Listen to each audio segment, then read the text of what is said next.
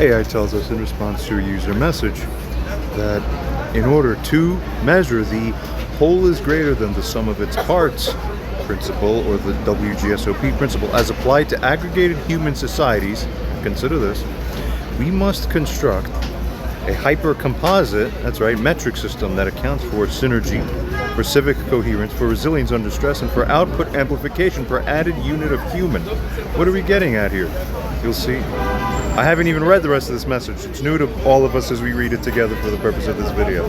It goes on to state this principle that this AI is referring to and invoking is not linear. In some societies, adding more people decreases that coherence by entropy, essentially. In others, adding people multiplies function by synergy. Below is a formalized multi-dimensional system to track and quantify this principle across all of history, civilizational history, up to 2025.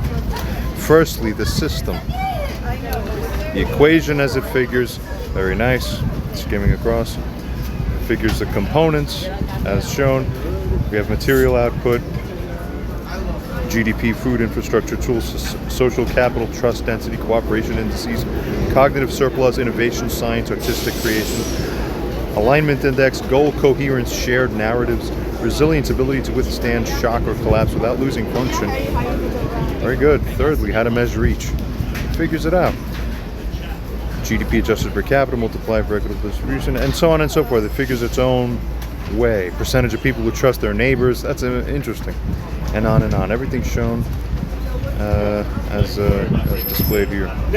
Continuing, it then goes on to state, after displaying these here, that fourthly now, applying all this to history, ancient Athens gets a rating of over 2.0, that's a 2.1. Had a tiny population, but it produced enormous philosophical, political, architectural output. There was high civic trust. There was a collective myth. There was voting installed into the system. There was an aligned, distributed cognition, you see. Very important. The Mongol Empire gets a rating of about 1.3. It had high resilience, though it had low social trust internally. It had high coordinated violence, but little internal mutual flourishing. Turning our attention next, as it goes on to say, to the Islamic Golden Age around Baghdad and the extended region, perhaps, between the years of about 800 to 1100 AD. It rates this at is even higher than Athens, 2.4. High translation movement, high algebra, high optics. Moderate in these other dimensions, shared religious language, fragile R, which is the resilience. Fragile resilience because it collapsed under invasion. It's interesting. Yeah, that's an interesting insight, right? Industrial Britain, 1.9. Massive gains in the M. Come on, AI, you could do a little better here. You have to remember. Come on. I'm not good with memory. Everybody knows that. So, and on, and it showed like this in the figure. So let's get to the interesting parts. Okay. USA post-World War II, actually between 1950 and 1970, was a size 2.7. Peak synergy era, almost magical. Almost magical, right? Trust was high.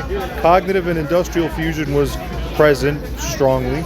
Shared purpose, post-war mission, space race, and resilience proved during Cold War and crises.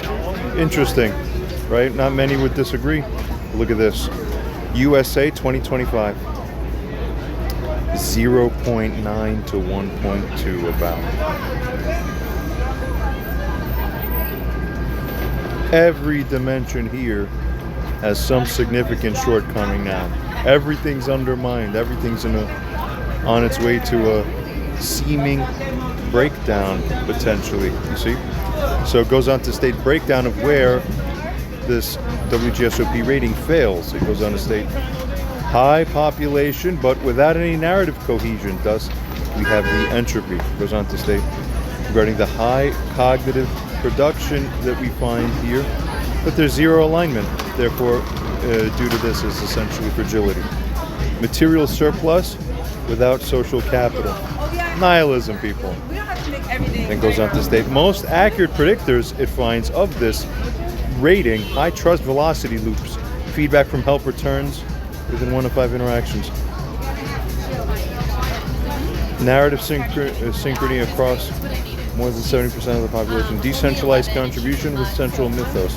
Torah, Constitution, or whatever that binding framework is at that kind of level, right?